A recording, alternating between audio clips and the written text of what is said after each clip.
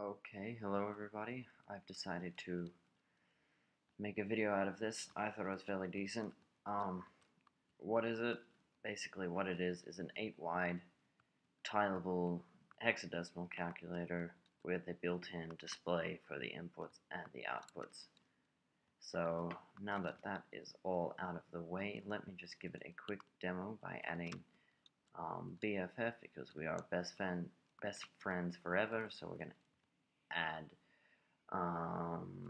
let's see, then we'll click our B, and then we'll go across and we'll click our F, and then we'll go across and click our F, and then what do we want to add it to? Let's add it to 12E.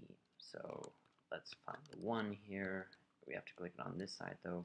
1, and then the 2, and then all the way across here we will find the E. Because we are, as we say, 12 E's, we are 12 E's. Yes, I love the puns. Let's keep the puns going. Alright, and the answer of adding BFFs and 12 E's, it'd be great if it was some witty answer, but unfortunately it's just D to D, which maybe I'll leave you to come up with a better explanation of why that's funny, but I really can't be bothered. So now that that's done, you're just gonna have to take my word that that's right. If you want, you can go and check it on your calculator. You just have to put it into programmer mode and select hexadecimal, and you just type in that plus that, and you should get D to D. Anyway, I'll reset that now. That's our little reset button. So that's just going to put in a 0 input for everything. And we'll have a little bit of a closer look at how this works. So basically how this works is you have this piston ROM going in here, which uses buds to ensure that you can only click down one at the same time. A little bit of a bug that I want to iron out right now is that if you enter in, say, an 8, and then you click something that's lower than it, it won't actually update because of the way that I've bussed the signals up to these higher displays. But that's something that I'm sure I can fix. It was easier to do it like this for now. There's an easy workaround. You just have to simply press 0 before you do something of a lower value than you did before. So anyway, what this does is we're getting a signal strength from both of these, and we're taking the signal strength down. There's two signal strength to binary encoders. So we got signal strength going into this one. This is all one encoder here. And then we have another signal strength going to this one, which again encodes it into binary. So we get these two binary outputs here. We then feed them into our tileable 2-wide full adder, and that again gives us a result that is in binary. We then re-encode this binary result back into signal strength or hexadecimal, and then we feed that back into the input right here of our bottom display. So this is the display that gives you the answer to what you're adding up. So that's kind of the most complicated part to understand. That's it in theory. So that's all the adding that it does. That's the mathematical part. That's what drives it. The next part is basically the busing of the signals up to these top two displays, which was kind of difficult and awkward, and I don't really like the way I've done it, but it works for now, minus a few side effects.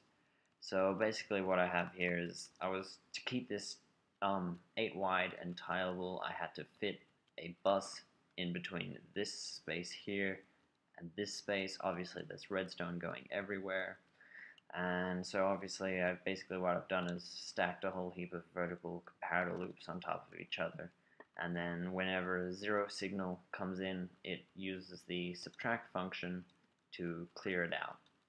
So it's not the best way of doing it, but really it's appropriate to what I have in terms of size requirements. So this one obviously goes up to this top one here. This is our input 1, so that goes in.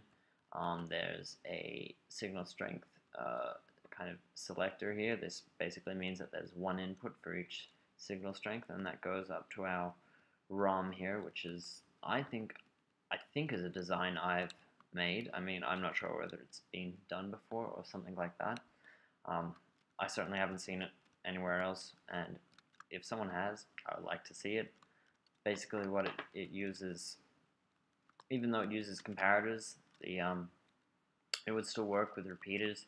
Basically, it works on the concept that you can extract a signal from something going across, and then if you put obviously like here, if you don't want a signal to come through, you just put a comparator over the top or a repeater.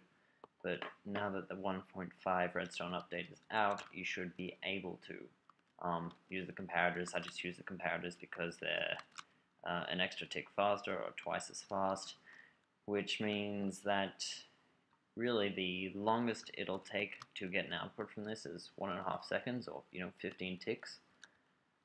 And the shortest is obviously, I know it'll be a few ticks. It'll be just 1 tick for this first one, which is a 0. And so obviously this feeds into our display here, and we get an output, and everything's 0 at the moment. So let's just do a simple addition. Let's do 5 plus 5, which will equal A. So like we say, we've got our signal strength going in here. It gets a little laggy while you do it. So there we've got our 1 and our 4, which adds up to 5. And then we've got our 1 and our 4, which again adds up to 5. Let's have a look at the output of the adder. That's a 2 and an 8, which adds up to 10, or A in hexadecimal. So we know that the addition's right. And then we're feeding this back into our ROM. We're selecting an A, so we want the signal that is an A to come out. And that's that one there. So as you see, that's turned on all these, and it's allowed that signal to go through. Let's have a look at the top. We should have a 5 and a 5. So we're going in here, and we've got there's 1 5, that's all turned on, and there's the other 5, that's also all lit up. And of course, that is decoded by our ROM, input into the display, and we get 5 plus 5 is equal to A, or decimal equivalent is equal to 10. So that's pretty much how it works. We can clear it out again. I think I should show you how big just one segment is, just the one tileable segment, the 4 bits, because obviously this comes in 4-bit segments or nibble, half a byte. As you know, that you need 4 bits to represent one hexadecimal value. This is just how big one section of the tileable is. As you can see, 8 wide, each pixel is 2 by 2, and I think it gives a nice look. It's tileable, what can I say? It's an adder, so I think the hardest part was busting the signal up. So that is my design, as I'm derping around, trying to get the corner around there. Anyway, clearly have too much spare time, but that's my hexadecimal adder. I will see you guys, probably not later.